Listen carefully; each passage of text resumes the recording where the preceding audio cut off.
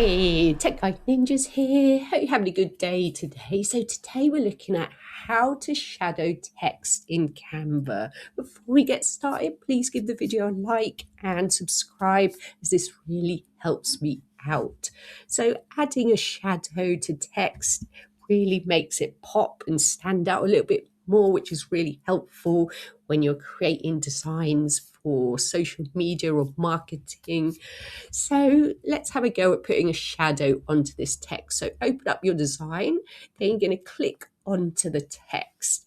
From there, you're going to click in the top toolbar, click on effects, and then you have loads of different options here for editing your text. So for the shadow, we're going to click on drop to give it a drop shadow. Then you have different options here.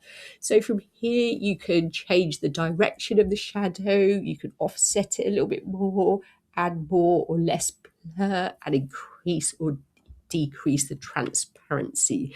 So using the offset tab, I can make it a little more prominent.